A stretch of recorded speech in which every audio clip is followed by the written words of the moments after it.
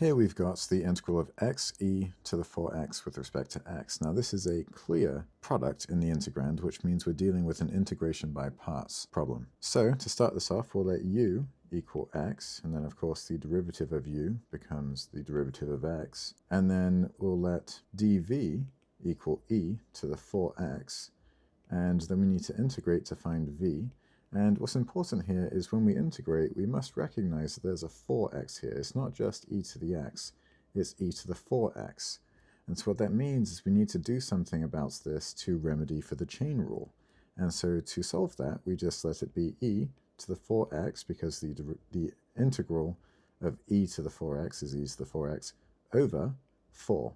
And putting it over this 4 sorts out that chain rule issue. And so now that we've got our integration by parts legend, it's time to go ahead and do the actual integration. And so we'll go across first and then down over. And so first up, we'll do x e to the 4x over 4 minus the integral of 1/4. We'll put the 1/4 out front. That's to deal with this 4 here on the bottom. E to the 4x dx. And that's just by going down that way. Now you'll notice we've got e to the 4x here that we need to integrate, but we've already done that once right here. So because we've done that, we can simply just copy that.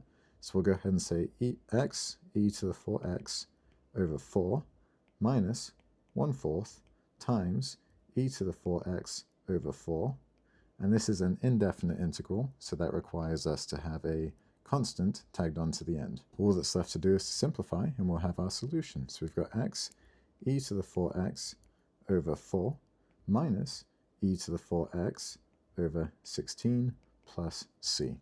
And that is the solution to the integral of x e to the 4x. If you have any questions, or if you've got any other problems in calculus or physics you want me to work on, put them in the comments below, and I hope that you found this helpful.